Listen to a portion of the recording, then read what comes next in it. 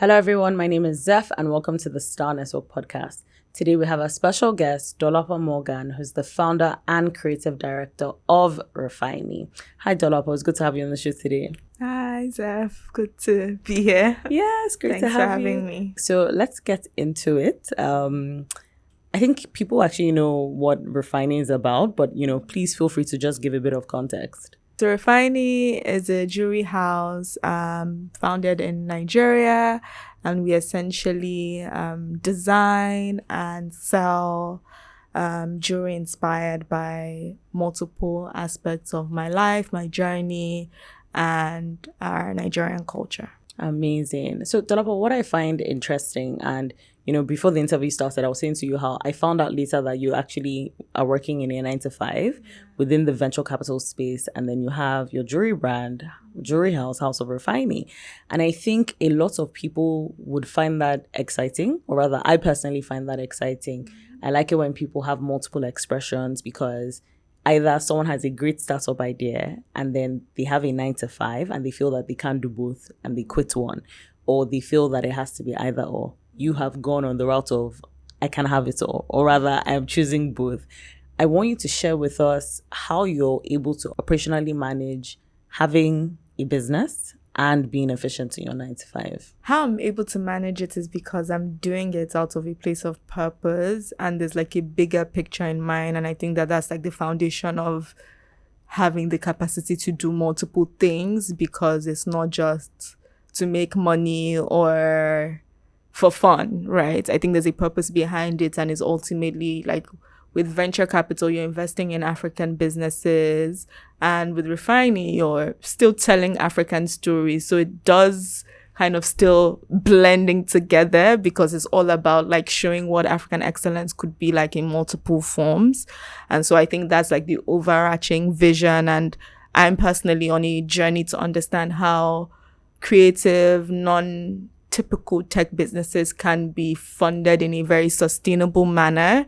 And I think walking the talk is a good way to really understand what is required, just because there's so much of a gap in the funding landscape for non-tech businesses in like Nigeria and Africa. And so I think that's the overarching like driver of why I'm able to do both, or why I do both. And in terms of like practical ways in which they go by, I think obviously my fiduciary responsibility is still to my employer, and I genuinely find it more enjoyable, as ironic as it sounds, okay, than your business. 100%. Why is that? I just find investing really exciting. I get to meet different businesses.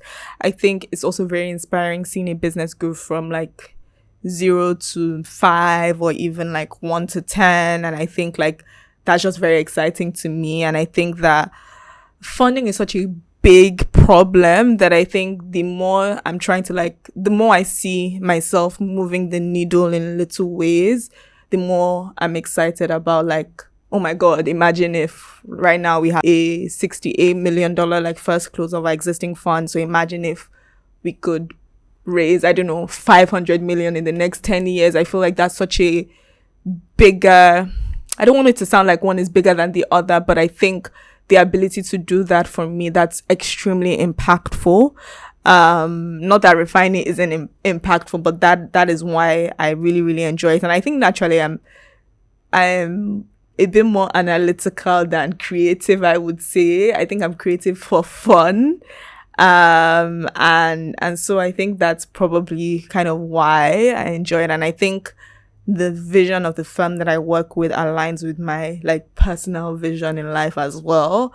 And so that's why I find it quite enjoyable. I think business is nice. Is also a different type of day, I would say, or a different kind of problem. And I guess I like both. I just find investing easier. Going back to your initial question of like operationally how it works, I think I delegate quite a lot. So with Refaini, it does run like to some degree, like on its own to some degree. I have like people that do every single thing. I focus more on like kind of creative direction.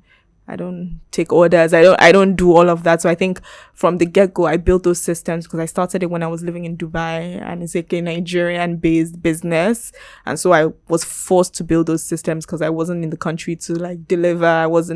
I don't have the time to like do social media. Like, even when I travel, my friends complain that like you post like 1 month after. I'm like, I just don't have it in me to like always be on and always active on socials. And so I think from like the core aspects of a business, whether it's operational, marketing, I kind of built teams from the beginning.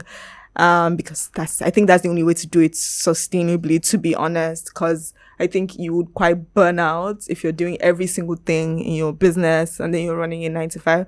One will suffer, and I don't think I'm particularly where I want to be with Refaini, but at least like I keep building the systems day by day, and then obviously with my 9 to 5, I do everything I need to do there. And I work weekends, I guess. So I guess it's just the sacrifice one has to give, and I do work a lot.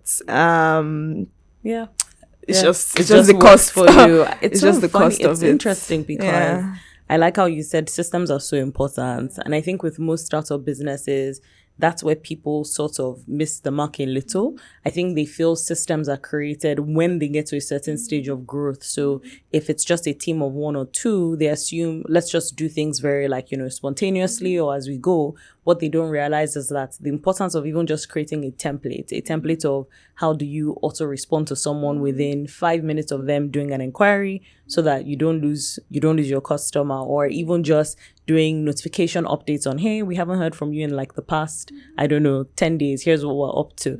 And people always assume those processes can come later. But like what you said, because you weren't in the country, you had to build that initially from the start, and that has helped you.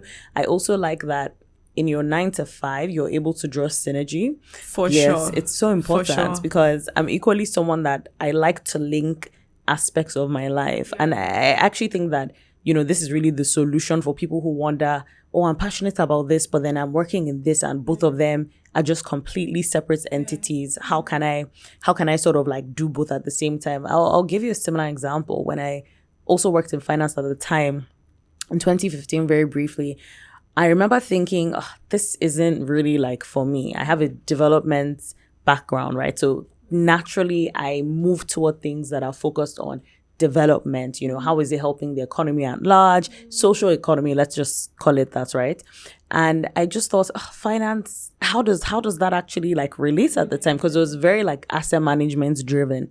I didn't really see the vision. And then later I came back and I said, actually, Zeph, you can create the impact aspect within this financial business. So if the target is HNIs and like PFAs and you don't see the impact, young people need to learn about like financial education, right? How do you invest your money? Where do you put your money in? What does treasury bills mean? Those little basic fundamental things.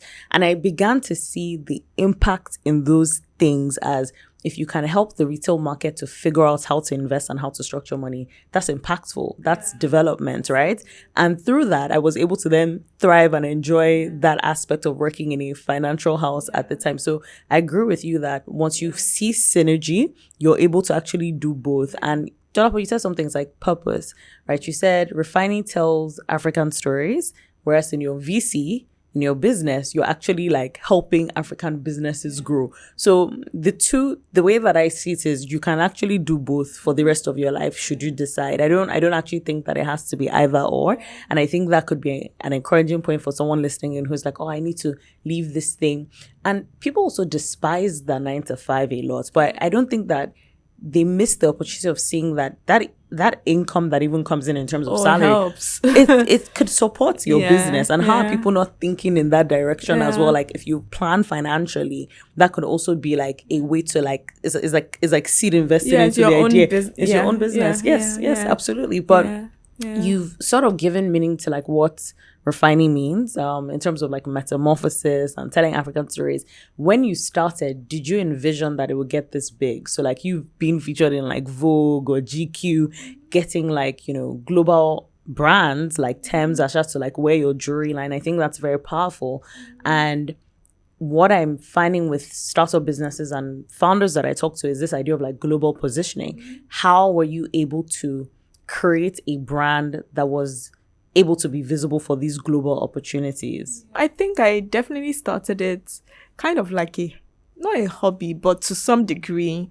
I was like kind of bored of my consulting role at the time, and I was like, I've always kind of been both analytical and creative, like right from school. It's always been like something I like have toggled with. Like I remember my A levels, so from AS to A2, you have to like, usually you drop a subject, and I remember praying, and I was like, God, if I get whatever I get the least score in, I would like drop it. And I got the exact same UMS score in both like business studies and arts. And so I think I've always kind of toggled with both. And I guess I feel most fulfilled when I'm able to kind of express myself in both manners. And so, yeah, it did start off as like an outlet, right? To like express myself creatively. I was a bit bored. I was also living in like Dubai, the city of gold. And so I was like deeply inspired by all those elements, coupled by so many other factors that drove me to start it. So yeah, it definitely started as a hobby, but then the more I decided to like put my heart into it, the more I started like putting myself under pressure. So I would say I don't like to particularly do anything in like a very basic manner, and it can be good and it can be a problem at the same time, because obviously I have a 9 to 5. So the pace at which I'm growing, I'm not doing it full time, right? So there would always be that limitation. And I think it took me a while to actually gain comfort in the fact that like, you don't work on it from 9 to 5, right? You work on it maybe in the evening and during the weekends, and you have teams that are working on it from 9 to 5. And so there would always be that limitation until you have maybe like an MD or someone that's driving it to that degree. So it's interesting you say it's big, but like, I think for me, I'm like, girl, this can be bigger, right? And so I think, yes, the more like once I finished the hobby-ish phase and creative outlet, I think probably a year into it, I was like, okay, this needs to like be quite big. And I think I was obviously influenced by like living in like developed markets. And so I've always kind of seen the standard that is expected in those markets. And the more I started like, I then joined venture capital, and I knew started understanding what it takes to grow a business at scale.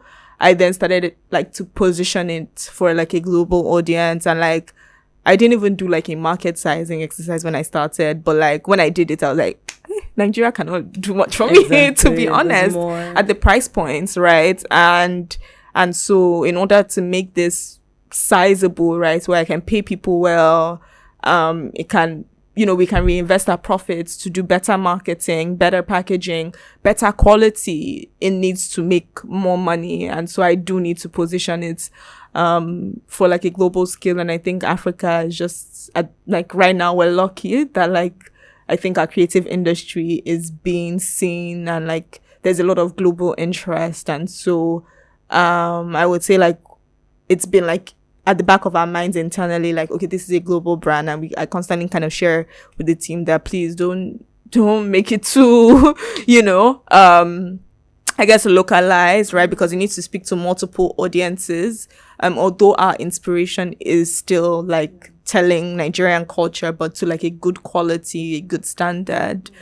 So yeah. Yeah. And would you say like those opportunities just found you in terms of, like you said, I think the creative space is getting so much attention, particularly for like Nigerian brands, African brands, whether that's through our fashion, our music, our food. So was it just you had laser focused on this business and the opportunity just came, or was it more in terms of the Refaini team was very intentional to storytell as we are a global brand, and through that the opportunity comes? Because I feel that's where certain local businesses who are trying to be more global sort of miss the mark. Yeah, like what's the No, we definitely it wasn't something that fell into our laps at all. Started building relationships with whether it's stylists that could like recommend us to these sorts of people, started applying for things. I've applied for multiple grants, gotten quite a few grants. And some like Lagos Express, for example, positioned me to go to like the trade show in Paris, right? And to really understand how to build a global brand, through the accelerator, right? Which was like a 9-month program that I did last year, right? So I guess we've constantly found streams that we can upskill ourselves and really like, and not just me, because like I said, I have limited capacity, right? But my team, right? And even the sort of people that I hire, like I ask them, like, what are the top 3 brands that inspire you? And I've not given people roles from the type of brands that they select, because I'm like, that absolutely doesn't really align to what I'm trying to build. And so if your mind isn't screwed to see that in that manner, I'm not sure I can particularly change that. It's just, especially because I don't have the time to like particularly invest the way if I was doing a 9-to-5. And so I definitely would say that even the way I've hired has evolved from like before I would like hire like maybe interns, NYC people. Now I hire people with experience, and I just would rather that. Yes. I like how you've sort of just highlighted about like it is hard work, and that's, you touched on what I wanted you to see, that it wasn't just something that fell into your lap. And I think sometimes people just assume these things just came, or having to like know someone, but it is hard work. Like you said, putting yourself out there to apply for grants, and chances that you likely get it, and through those ecosystems you're connected to someone else, or reaching out to stylists. And I think maybe where people are lacking is just it's almost like daring themselves to actually try.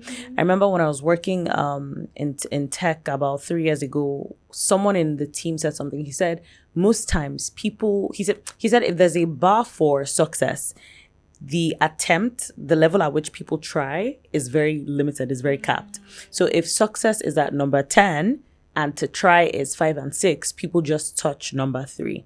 Why? They assume so many people are trying at 5 and 6, so therefore that chances are low. But the reality is that nobody is trying at 5 and 6, so it's just such a huge gap of the 1% who is making the effort to say, if not my business, then who else's business is going to do it? And very similar to you, I always have that same philosophy of like, you know, you're even helping me think in terms of, yes, you know, position globally, think globally, because I'm so impact driven to like, wanting to help like the Nigerian story or like the African. I'm always like, how is this impacting someone? But you just have to do it, right? And when you do it, it's almost like a ripple effect. People begin to say, so this is what this brand is about. This is the quality that they deliver. And they can then trust you and then find other opportunities to like partner and scale. I want to touch on House of Refaini. So this was last year in December, and I love the pop-up. Well done. Congratulations. Again, December is such a very fun time because there's so many activations that are happening at the same time. But I remember when you had put up a notice on it across social media, and I thought, this is very cool. A couple of my friends and I were like, okay, so on our to-do list, you know how in December you have your list of things you want to go. And I said, okay, House of Refaini, we're going to go check it out. And it's not that there haven't been other activations, right? So the idea is not new.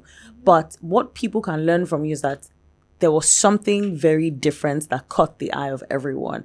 I want you to please explain to us, what was that moment for you in your mind to decide, I need to have this, brand house curation. You had about 30 African brands that were listed. What was that light bulb moment that decided, this is something that I had to do, and why?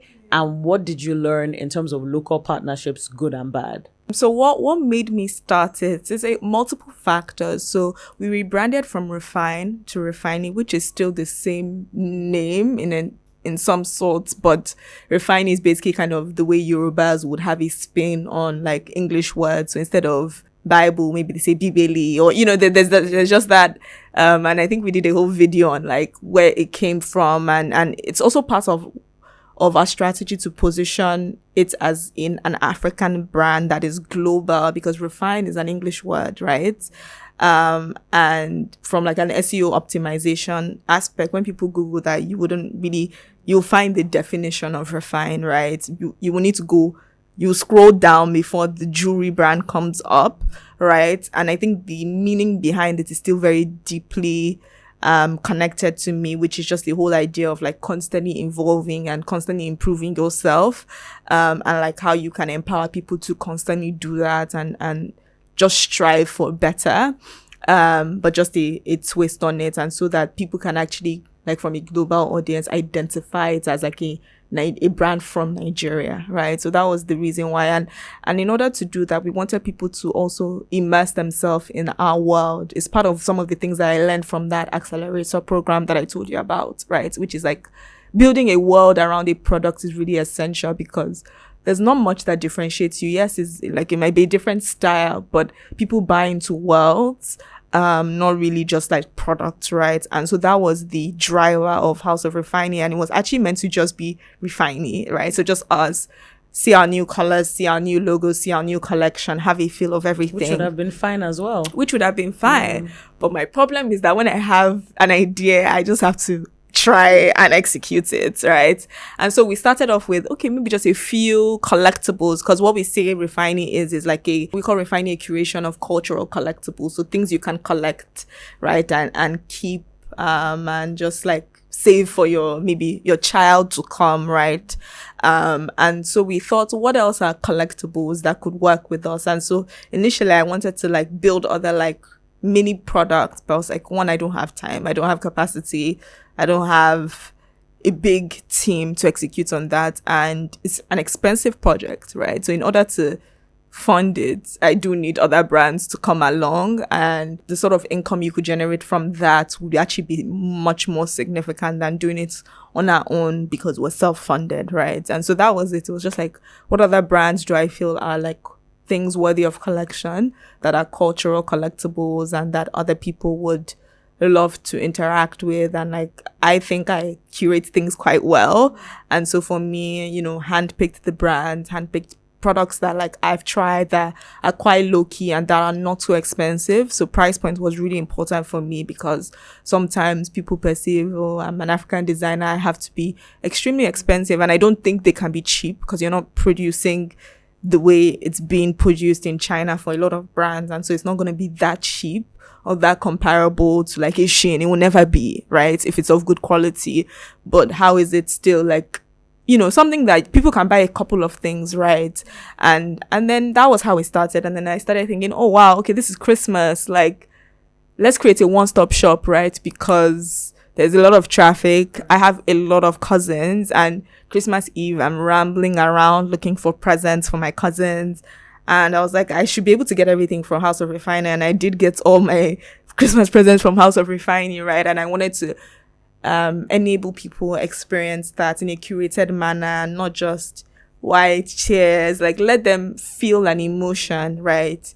And because we say we're a jewelry house, right? What does a house have? A house has rooms. It has different things you could touch and feel, and each room in a house should feel a certain type of way. And so that was why we had the different dividers within the space to represent like an actual house. And so yeah, that was essentially it. What I like is you are solving a problem. Like you said, Christmas in Lagos is just traffic. Like it's almost like you need to do everything before 11 a.m. or you're going to be stuck in traffic. And I remember thinking your brand has solved this. And what I particularly liked is that not limiting your brand to just like jewelry, because you could have said, let's do it as a collectibles with other jewelry brands where there is alignment and it's clear that yes, we're the main jewelry brand, but then here is option B, option C. But then you really branched out, right? You had like fashion, you had skincare, and people began to associate your brand with, yes, it's a jewelry house, but it's a brand that is also big on like local collaboration. And I think that goes far anywhere, right? And would you say that from that experience, another thing you said that I think I want to re-highlight is you said it was a business decision initially. And sometimes people just assume, this is going to be very stressful, but you were able to look at it as, actually, if I have more people to work with in this, then sustainably for the idea, it's good for funding, right? And I think if people can be more strategic with those things, it's almost like everybody wins. So you win in terms of your objective, but then the other brands are there in terms of visibility. They also win as well. But what did you find? I want you to say good and bad in terms of collaboration. And the reason I touch on this is that sometimes people may feel a bit worried or hesitant to collaborate, whether, I don't know, misaligned interest or our brand messaging is going to be the same. How is this something that I really want to do? I think a lot of young people tend to be a bit more cautious in that direction, but you did it with over 30 African brands and it was fine. So what were there like bad experiences you can share with us? What can you tell people to sort of like demystify that concept that you always have to be like worried or on guard? I think for us, the collaboration within House of Refaini was actually fantastic. I think one thing that was important for me is to show leadership within like the House of Refaini, I guess, consortium of some sort, right? And enable people like trust us that like, because you're saying bring your stuff, we're gonna sell it, we're gonna, trust us that we're not gonna like dupe them in some sort, trust them that we're gonna represent their items, trust us in just the way we even market it, right? The appearance of it. And for me, it was just really, really heartwarming when the brand owners came in and they were like, wow, this is even much nicer than any pop-up I've ever been in, because I just thought it would just be you put it on a table, you put something small and and it's okay, people will still buy in those environments, right? Maybe the AC is not even that cool, so for us it was just really, really important to represent every single brand well, and to a global standard. So I would say like the inspiration, like when I was like mood boarding, is all like international like department stores that gave us the inspiration to, there should be seating, there should be like a smell immediately you enter, right? All these different elements, and like constantly communicating it to the team that like, this is, don't imagine you're in Nigeria, by the way. Give people something that they will keep coming back and that would like hold a memory in their hearts. And so I think that was really key for us. But I wasn't particularly afraid of collaboration. I don't know. It just was like, that was not my fear at all. My fear was other things like, hope people would come, hope there's enough space, hope my staff when I'm not there would do their job. But it was never, brands, like, no, I love Nigerian brands. Like, I'm wearing like I don't have any form of like competitive fear for other Nigerian brands. I don't know, I've just never really had that. And yeah, so every single brand, there were just brands that like I could vouch for, or I've interacted with, even if I don't have their stuff. Like I've interacted with the founder and ensure the quality is okay. I would say it was good. I think the collaboration, and I hope to do more of that, because you're leveraging everyone's audience as well, everyone's community. So people are coming in to try on like a pith, but they're discovering other brands. They're coming in to try and refine it, but they're discovering other brands. And like at the end of the day, if you're buying jewelry, you need shoes, you need, so there's no, there's no fear there. So because every brand is actually unique, and if you have a strong identity and brand, I think like it will stand out, and it may take time, but eventually it would be. And I think it's important to be try and be unique in, and that's something I always challenge myself, like how do we ensure that this is like unique and this is something that like can be differentiated from the host of other brands. So yeah. And Dolapo, I like how you said like just down to the detail of like global inspiration, and that's something you keep touching on, and I think it's a point that people can just learn from in terms of building that business or wanting to even just do like an activation. Like you said, it's sometimes not just the products, but it's like how the product has made them feel, right? So down to, I walk into House of Refaini and there's a scent that evokes, it's Christmas, right? Whether it's through an apple and cinnamon candle that's burning in the background, or like I can feel comfortable shopping here because Christmas is already overwhelming as it is, but just those details, I think someone in the audience listening in can really like pick up on, like those are the things, like how do you create a memory for your audience for them to be able to come back. And I also like, this fear or caution in terms of partnership, maybe it's sort of imagine. Sometimes you do hear not so great stories, people taking your exactly idea, people taking advantage of things, but I think through that activation, it's just clear that we're actually stronger together. Once everybody works together, you find that people are happy. It's like, I won't call names because we're talking about your brand specifically, but then you have seen other activations where people are like, oh, wow, this is easy for me so that I don't need to move from point A to point B to point C, into like your space with like venture capitalism. And at the start, you did mention like just being able to look at companies and their growth stories is something you find inspiring and impactful.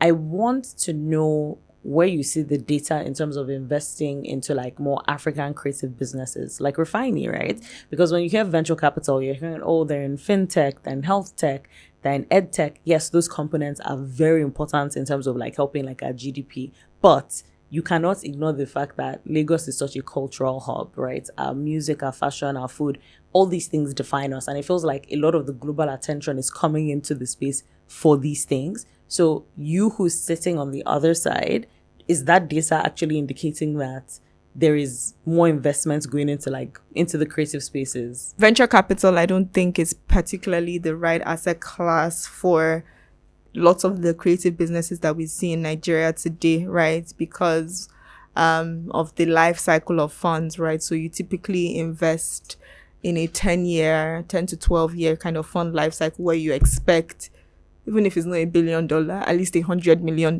business. And a lot of, whether it's, let's take fashion as an example, fashion houses take decades to build, right? When you look at Hermes, Chanel, they've built this over decades. And so forcing that 10-year cycle to a fashion business is not sustainable, because you need to build brand equity. You need to build a brand world. You need to understand what your customers want. You need to follow trends. How can I ensure that like Zeph is going to be on trend for the next 10 decades if she doesn't build a team of creatives? So when you think around that like timing aspect, I think that's a key reason why VC is not particularly the right asset class.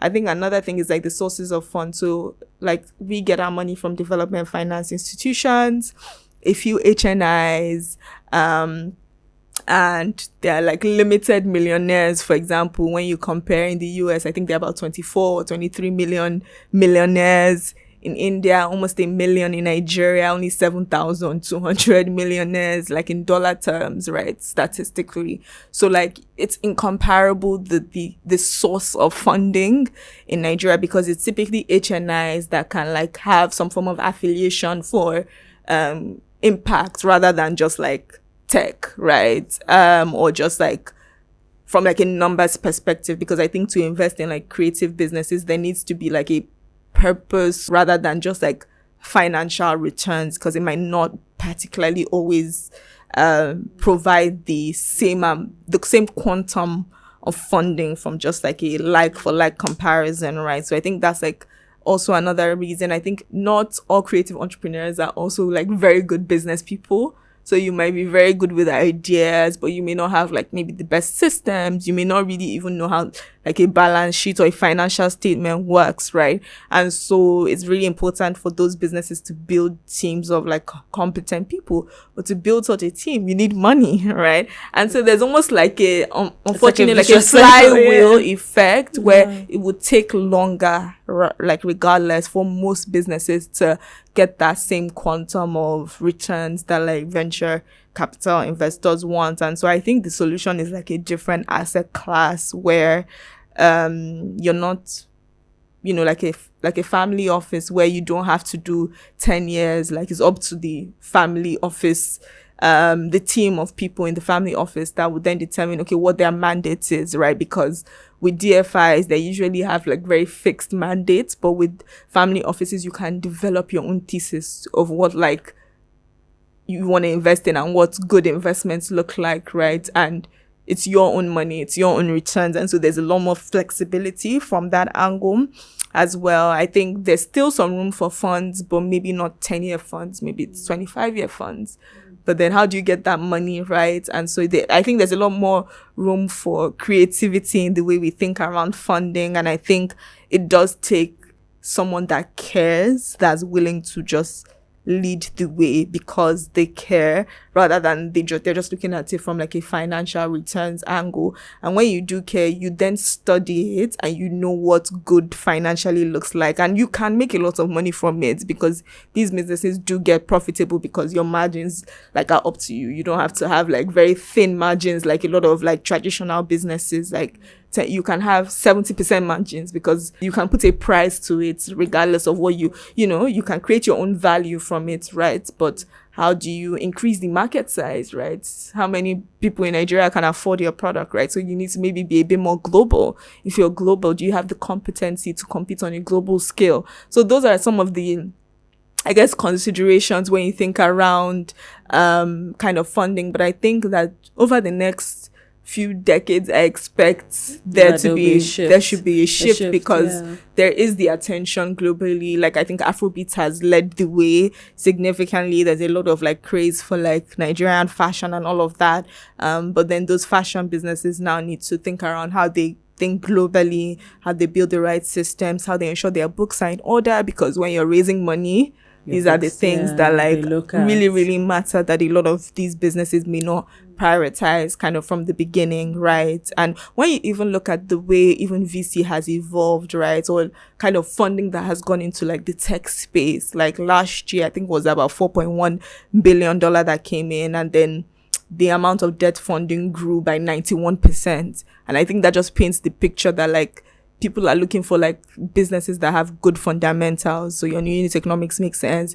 You actually might be profitable, right? Rather than like 4 years ago where, yeah, I'm a tech business, I'm growing, my top line matters.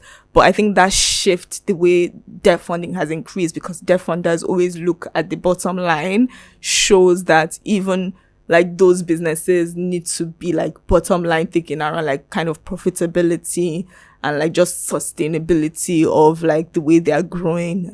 So yeah. That's interesting, Dov. And I like how you've just outlined that here's the reason why it's not going to work, right? Because I think a lot of creative businesses, it's that same complaint of, oh, there's no funding, it's difficult.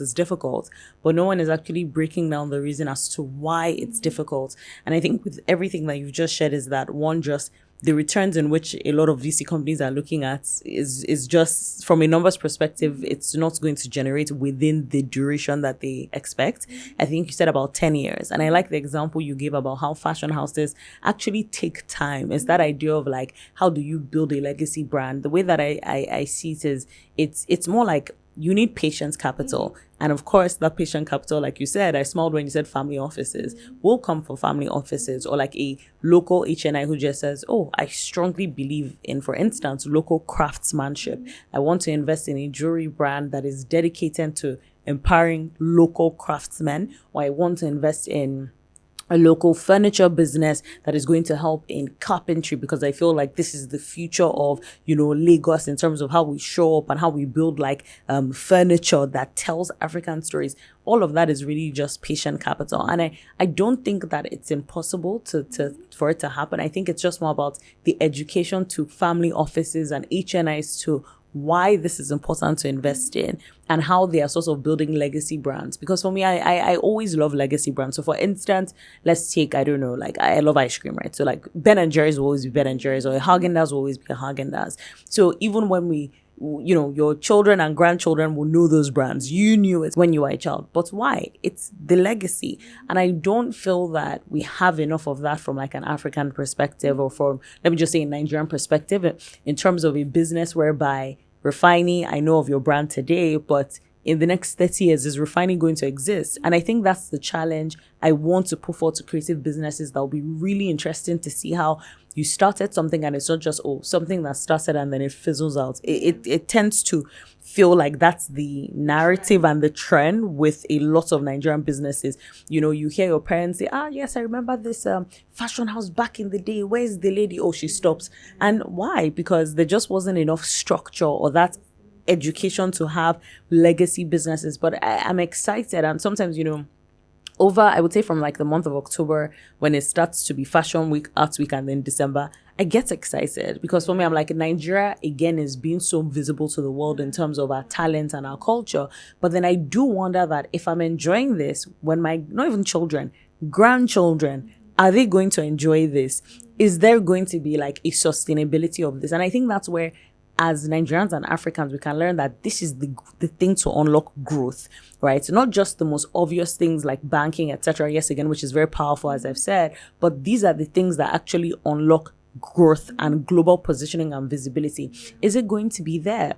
I was doing a bit of research. I came across this the Festac 77. And in fact, someone on my podcast actually spoke about it at a point in time. And it was this huge cultural festival. I'm sure you've heard about it, for like Black Africans in the world. And, the coming together of like Black people to like share their story, and how Lagos was appointed to be the hub for the celebration. I think it did happen.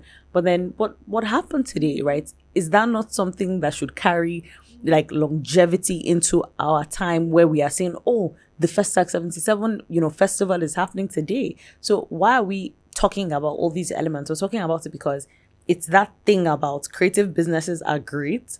They are lacking funding, but they're lacking funding from what you highlighted in terms of the structure into the processes must first be there. So don't just think when I get bigger, but two, can we also educate local HNIs or family offices to say, investing into the creative space, like a food business or a small jewelry line, is actually helping the growth of the nation as a whole, because you are then building legacy brands that will outrun you, right? Chanel will always be Chanel, right? A Gucci will always be Gucci. Whether you and I like it or we don't like it, they will always be there. Can we have Nigerian names on the map where people are saying, yeah, this brand started in 2000 or something, and we're in 20, do you know what I mean? It's been 10 and years, it's been like 20 20 years, 30 years. That's what I want. So maybe Refaini can actually like be one of, yes, because you understand the problem from a data perspective, so you understand what needs to be fixed. But I think beyond even just this podcast, Dolapo, what I would challenge you to do is also like the education aspect about it, like how you did like House of Refaini.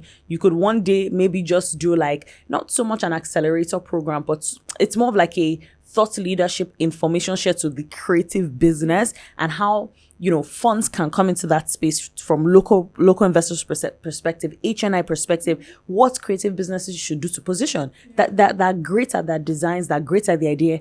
The structure is what is lacking. And not just creative businesses, surprisingly, many businesses. I was about to say, it's not just creative businesses. Many businesses. The structure is lacking.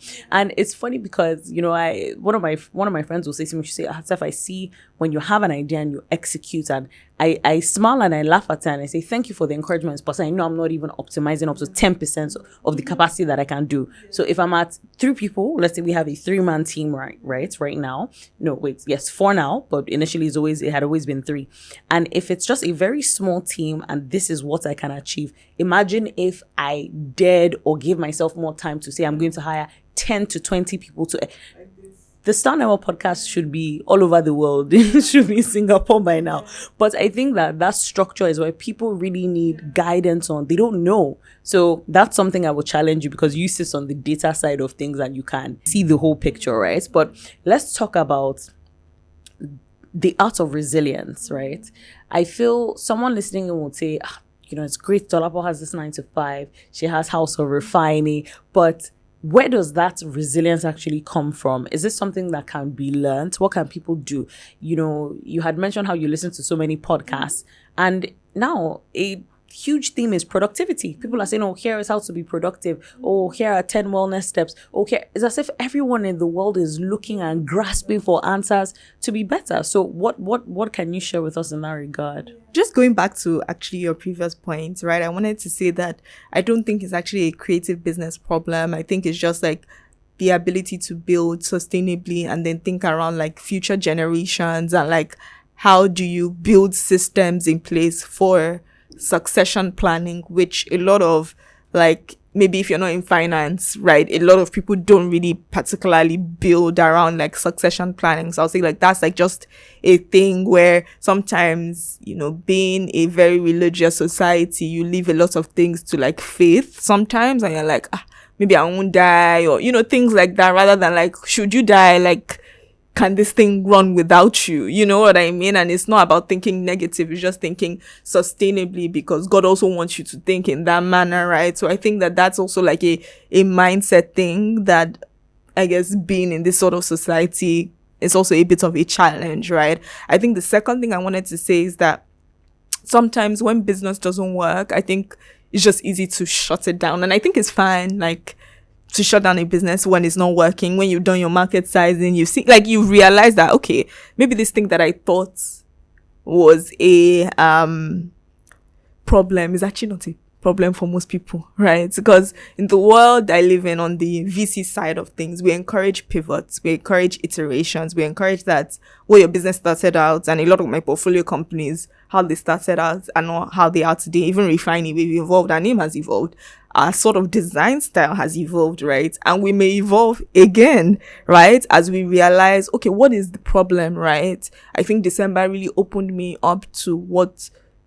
a bigger problem, right? Which is House of Refaini, than actually Refaini on its own, but like having a one-stop area or shop that people could shop multiple brands at a decent price point that feels good and feels like a luxury, but is not particularly like out of reach, right? And I think, yeah, there's just the ability to like figure out what the market wants and evolve according to the market. I think that is something that is really key for sustainability, because a problem of 10 years, even these fashion houses, they didn't all start off as this, right? If you read their history, right? And I think that's like a really, really critical aspect I just wanted to highlight on like thinking sustainably.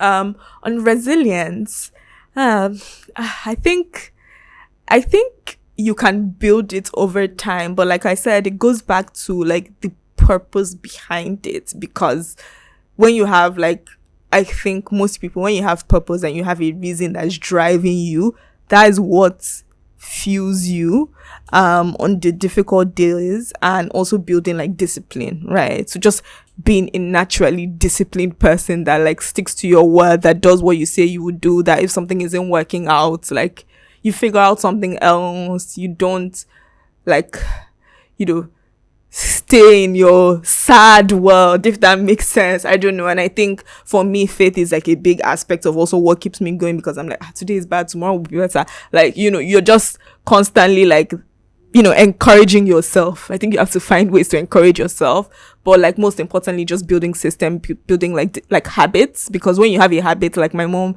she wakes up at 4 a.m. every day. She can never stop waking up at 4 a.m., right? Because her dad used to wake her up at 4 a.m., right? And so it's even a problem for her, but that could be a really good solution for people that need to wake up early. So I think building on habits as early as possible, I think is really key.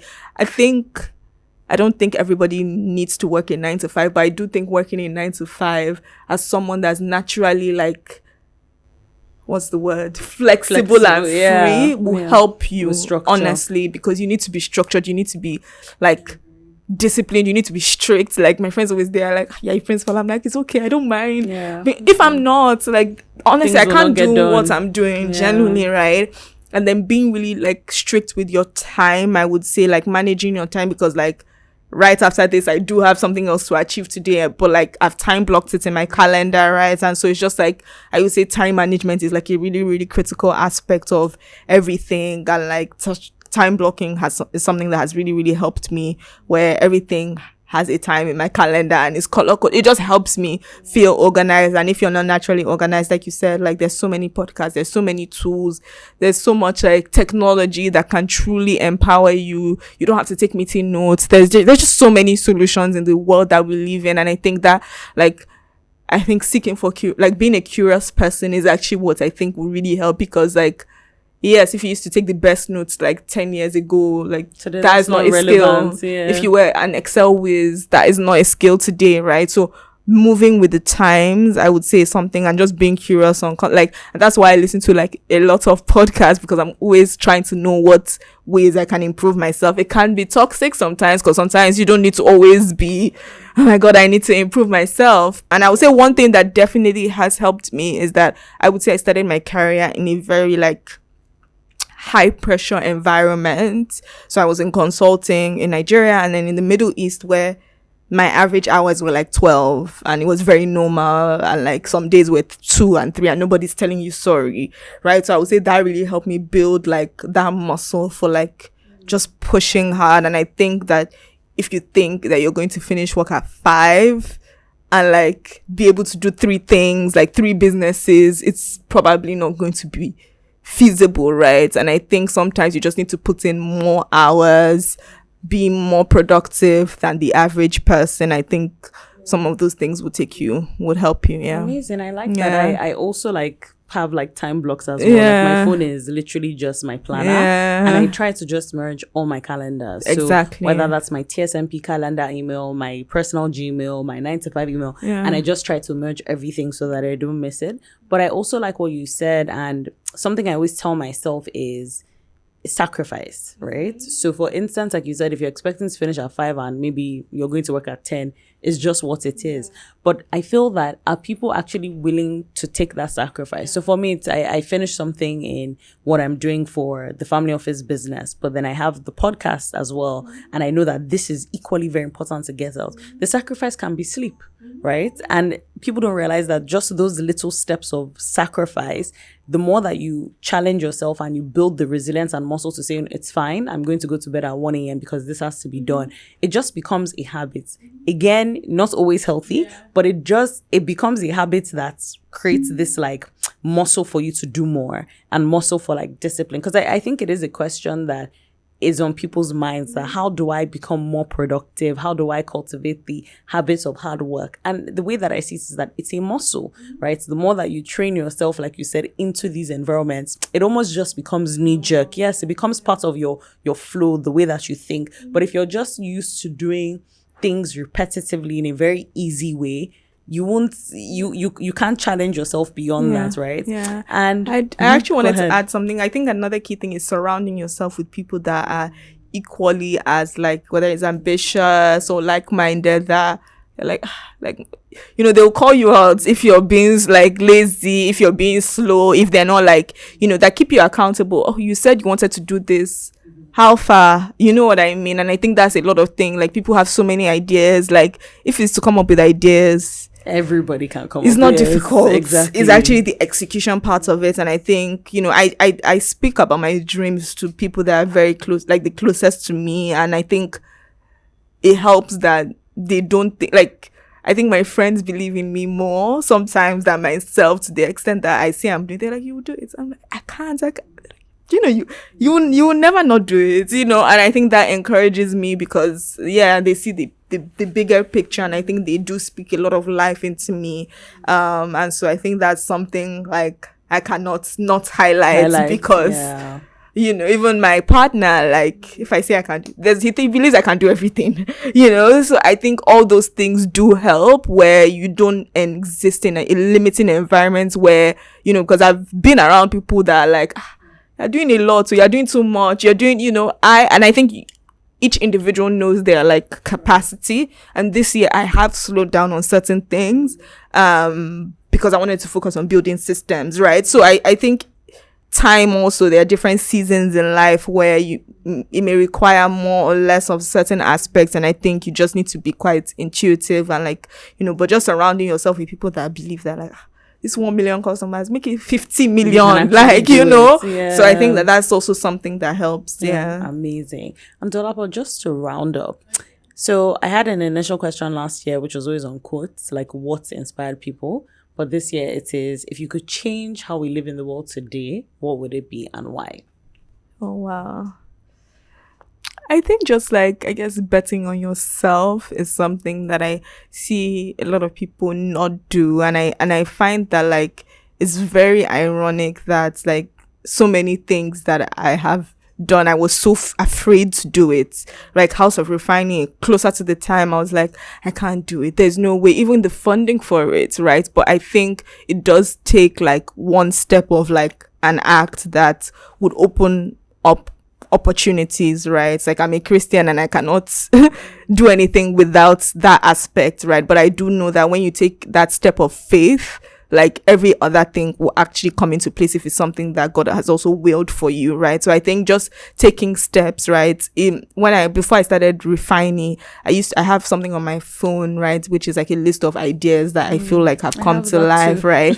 Like I can randomly be there and something I'll just write it down. Like it may not be that I'll do it today, but it would be that I would do it, and I pray on that list, like, okay, what will you have me do at this particular time? And I think it may evolve and it may change, right? But I do think that like just betting on yourself, I think is like really, really I think that's something that, like, doing the act, not just like, oh yeah, I believe, like actually just taking that step, because trust me, it most likely would work out. It may not always work out, but then I think you learn something from it. So I do think like just like acting, more execution, executing. I agree with that philosophy as well. And I think it's so funny today. I was thinking about it, and I was like, if someone should ask me how are things done, I think it's as simple as micro steps, right? I think that's the best way to define it. So for instance, if you're, let's say, trying to plan an event, and let's use your House of Refaini event, and to the audience who comes, it's like, wow, this is a lot of work. How are you able to get the brands? How are you?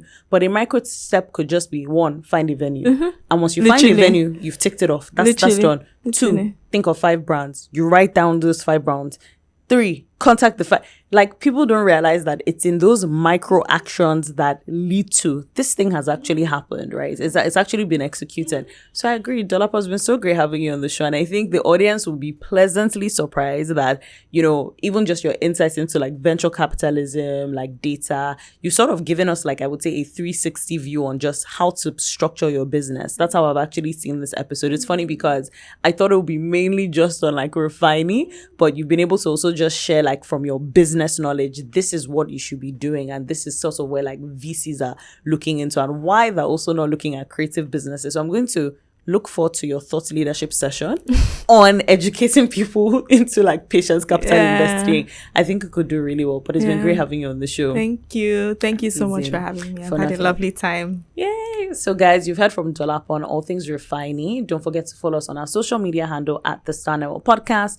Don't forget to subscribe to our mailing list so you're up to date with our events and masterclasses for the year. If you'd like to learn more about House of Refaini or what Dolapo is up to, you can follow her on her social media handles. Dolapo, what's your handle? So my, I guess, LinkedIn is Dolapo Morgan, and then my personal is like Dolly with 3 L's and 2 Y's .m. And Refaini is REFAINI_. Super. So that's it for now. Until next time. Bye.